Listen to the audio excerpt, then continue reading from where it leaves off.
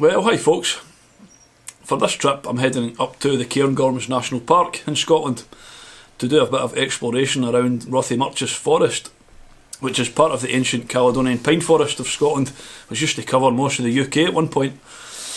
It's an area that I've walked through many times before while Munro bagging, and every time I do walk through this forest I always think to myself I must come back here and explore more with my camera.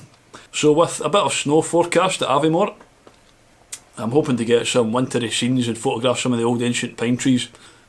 I was in two minds or not whether to head out this weekend, as I've just been getting over the cold, as you can still probably hear in my voice.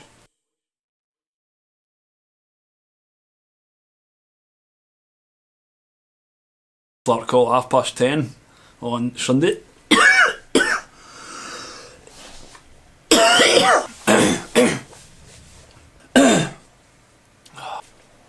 But getting cabin fever from being inside, and I had a free pass from the wife, so I decided to get out and about for a few hours. See the fresh air would maybe do me some good. Anyway, without further ado, let's get into the video.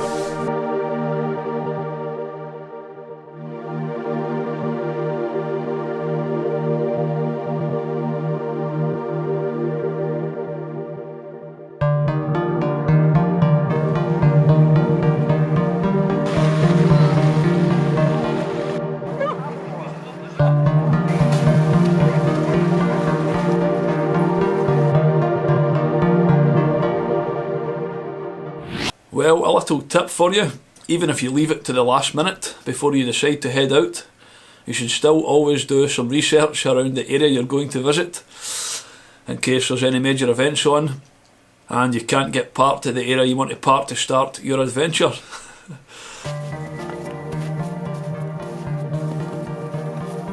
After walking an extra mile to get to my original starting point, I entered Rothiemurchus Forest.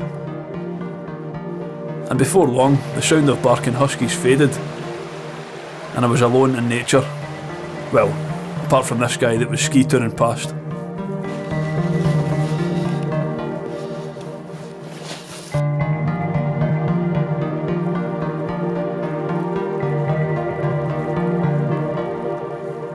The main purpose of this trip was not to get the camera out and take an amazing image. If the chance arose and the conditions were great, then that's an added bonus, but it wasn't my intention. I was basically just out a walk, but also taking mental notes of areas of interest, things that caught my eye, and possibly areas that I could work into a composition at a later date when I had a bit more time.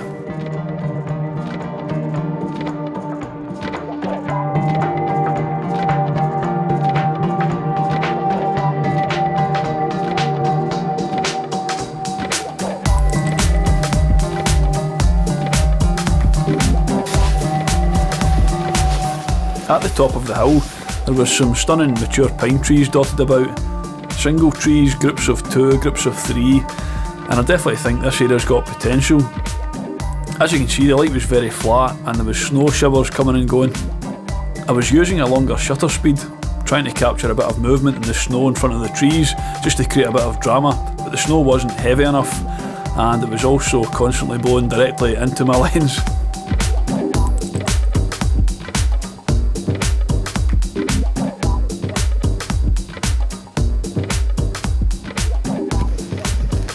It was time to take some shelter from the wind and get a coffee and a pot noodle, try and get a bit of heat back into me. It was pretty chilly standing in the snow and wind.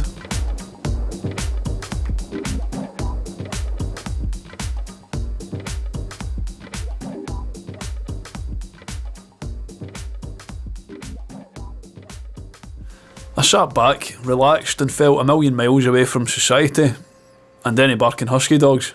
I was so chilled out that I fell asleep. And when I woke up, it was the following morning, and I'd slept in for work.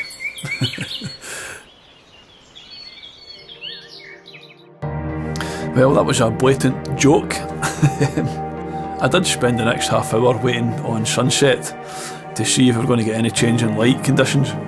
We got a slight glow on the horizon, but nothing special. I will show you a few images that I captured. Nothing to sing and dance about, but the trip was a success and I cannot wait to return. The area has huge potential, and I'll definitely be back before this winter is over.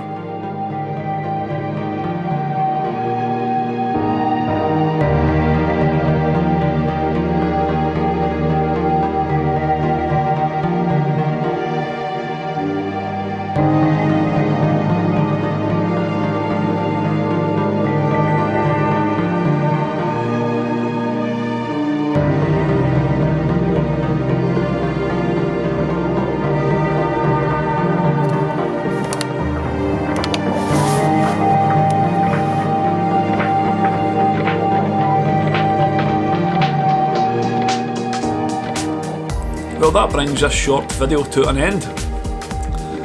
For my next trip, I'll be heading to a very wintry Glencoe, where I'll go through the process of capturing this absolutely stunning image.